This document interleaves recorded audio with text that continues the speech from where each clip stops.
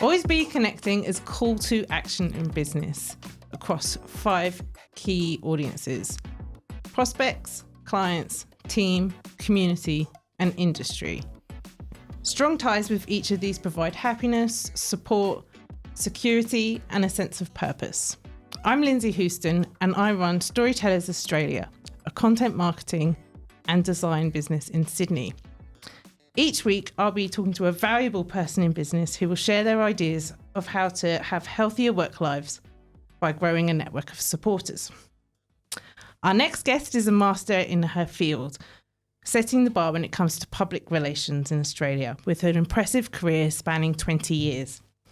She regularly appears in media including SMH, The Age, Daily Telegraph, The Morning Show, Today Show, Smart Company, news.com.au and Daily Mail, so you've probably already seen or heard her insights. CEO and founder of Inside Out PR, Nicole Reaney. Thanks for joining us, Nicole. Thank you. How is it going? Good, thank you. So how important is connection in public relations? Well, the central premise of PR is networking, it is relationships, it is communication. So it's hugely important.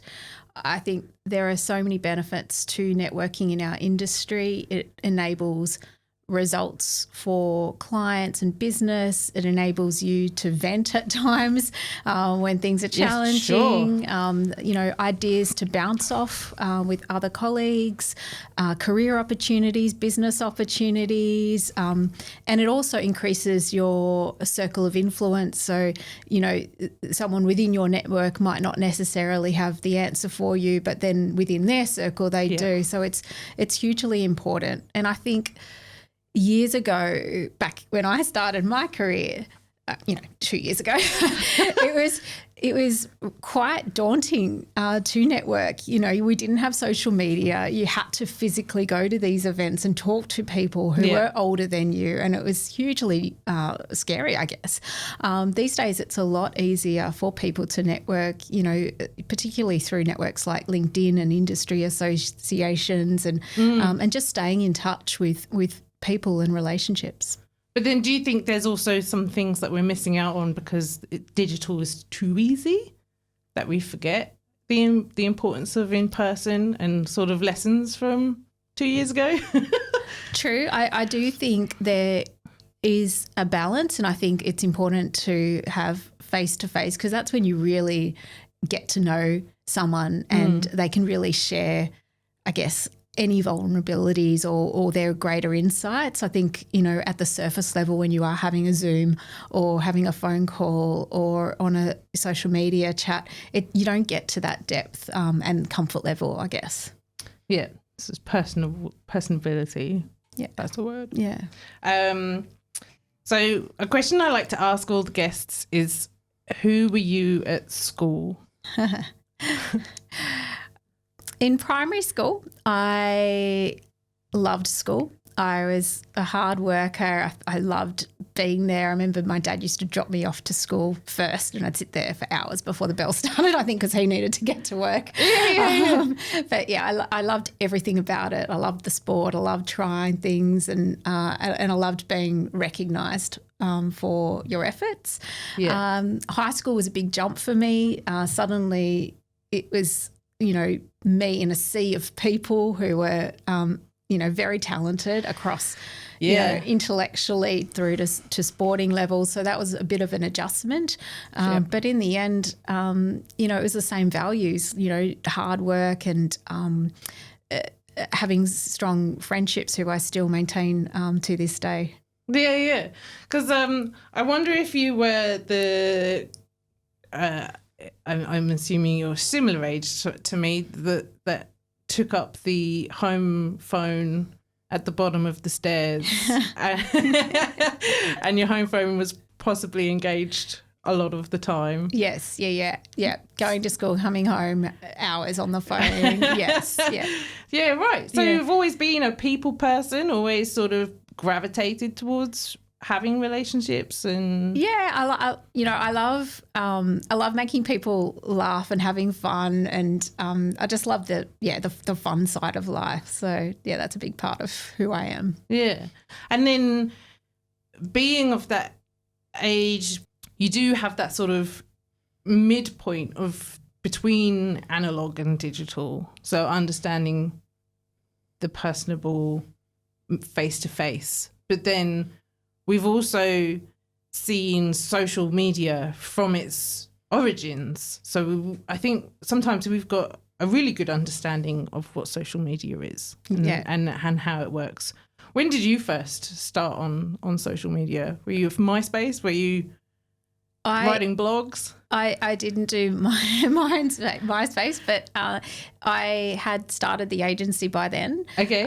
So yeah, basically launching it for clients, and the first one was Facebook, Twitter. They were the big ones, and then it went on to YouTube, and Pinterest was another one, and then it evolved into Instagram and the other channels that are there today.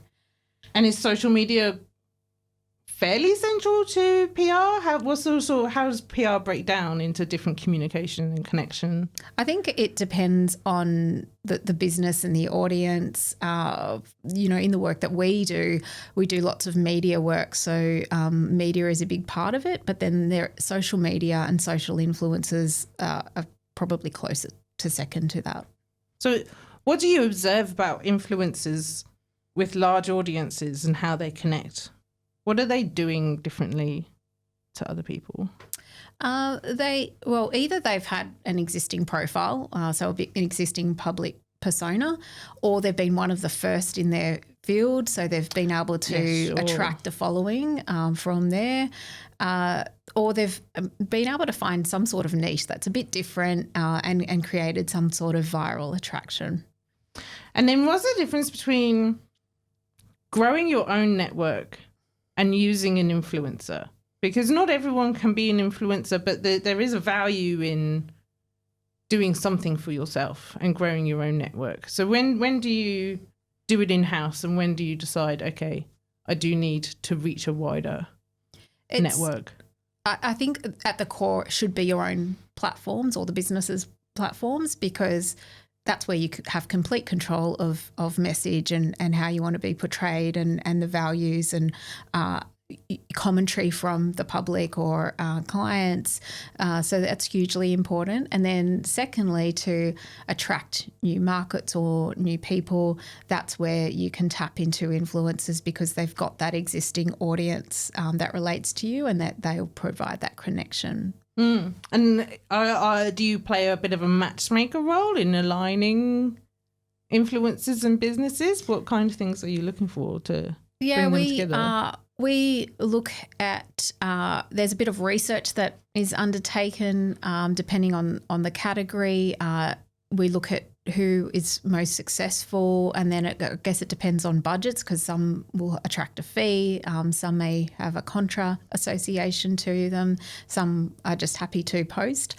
So it really depends on the level, and then we just put together a bit of a mix for our clients, and then from there we have a platform that actually analyses the performance, so we can then see which influencers resonate most with a product, and then that informs the future campaigns from there. So you've got a good mix of instinct and data. Yeah, that's right. And a bit of history. So if we've worked in the industry before, we kind of know what works and what doesn't. How do you maintain healthy relationships? So maybe you've got a large network of clients, publishers, influencers. First of all, what are the sort of key audiences that you have, like as a business? Yeah. So I guess our clients would be core. So they can be anything from CEOs to marketers to other PR practitioners.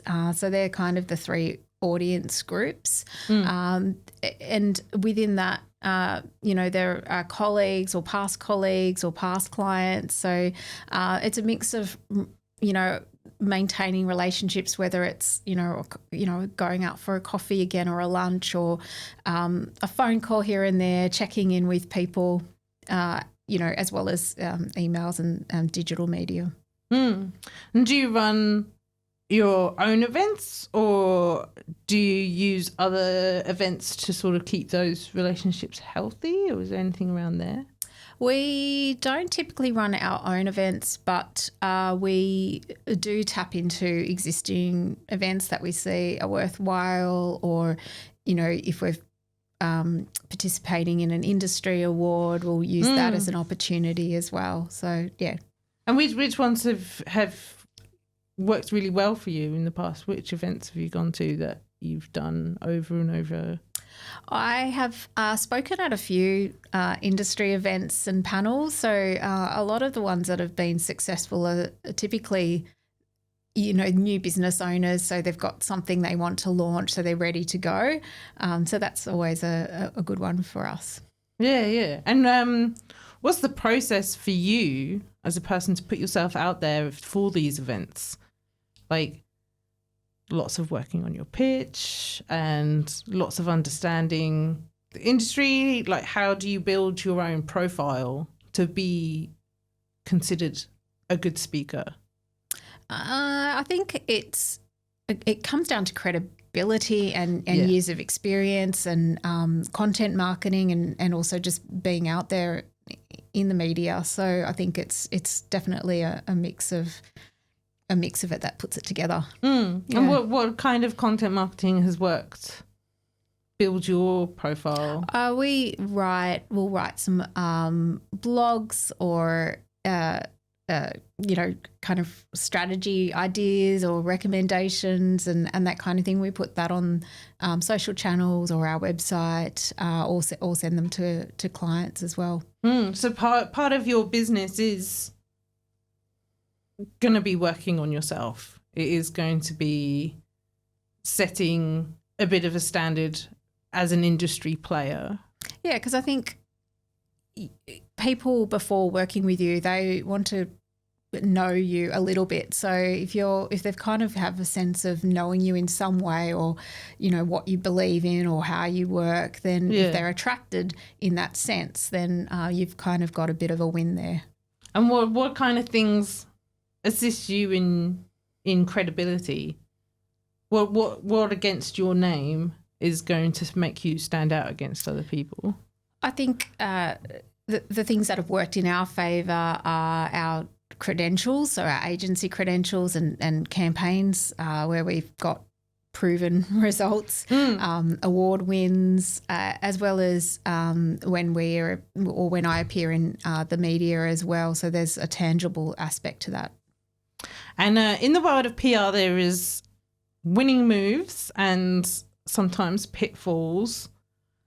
What are sort of key elements of both, of winning and losing, and sort of how to react to each of those scenarios? The winning and losing comes from a variety of means. So it could be us going for a client pitch and winning or losing that, or it could be a particular campaign and a particular angle not resonating with media. So for me, I am someone that will never leave a stone unturned. I always believe there's a way. So when it comes to a media pitch, if there is something that's not working, I want to know from the team so that we can go, okay, we've this isn't working. Let's regroup and understand what the feedback is and rework the angle. So that's how we build that success.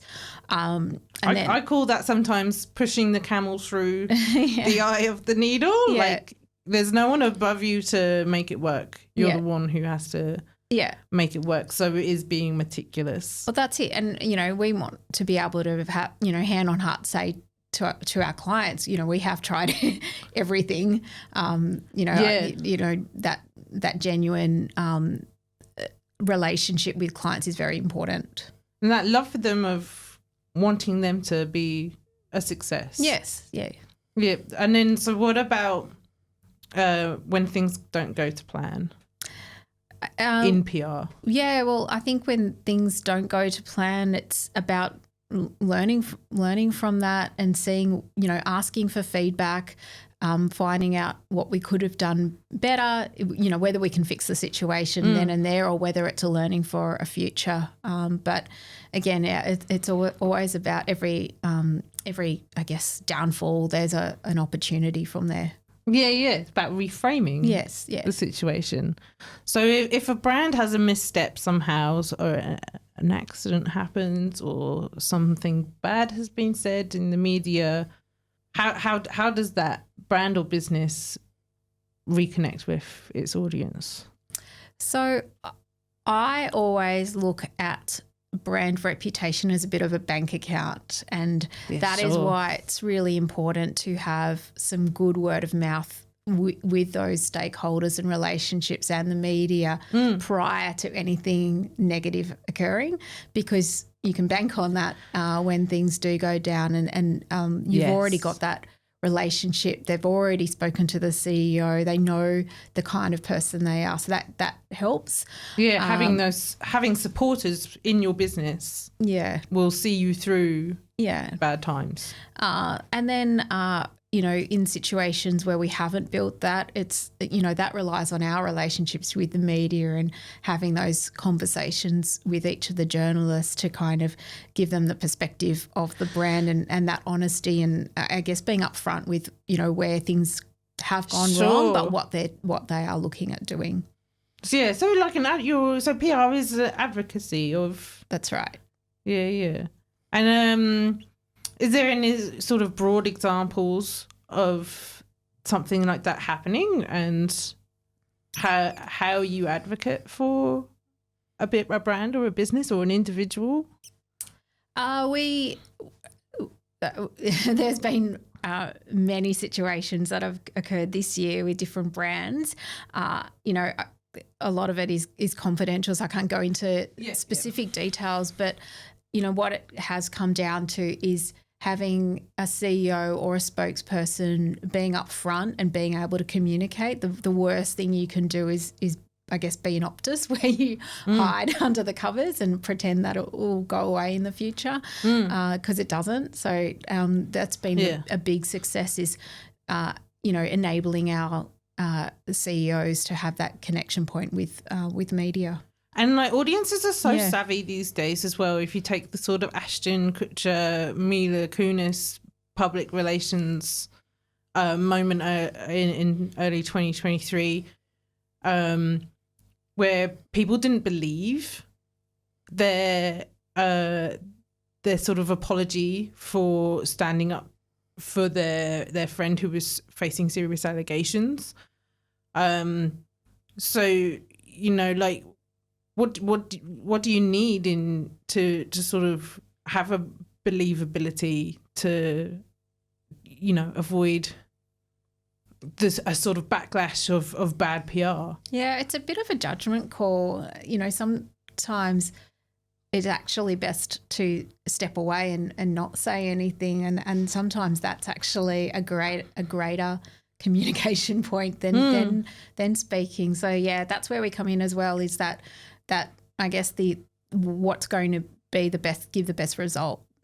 And celebrities are a great example as well. Like if you sort of take Taylor Swift after her second run-in with Kanye West, she responded to that with quite a strong album about reputation and about she didn't hold back. She wasn't nice PR. She was like, no, this has happened to me. And I'm going to respond honestly, and I am frustrated and I am angry, and you look what you made me do, sort of thing. So sometimes it's not about all being sweet and nice. Sometimes the sweet and nice is unpalatable. But I think in that instance, this is where that bank account comes into play. Yeah, she's got a million Swifties. She's very popular. She can count on that. Yeah, sure. Yeah. I love that bank account analogy. And that comes down to relationships with people and being good in business. Yeah.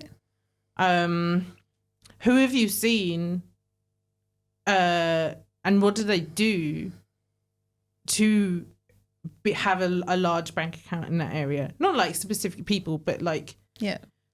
Look, I think I'll give you Johnny Ruffo as an example, Okay.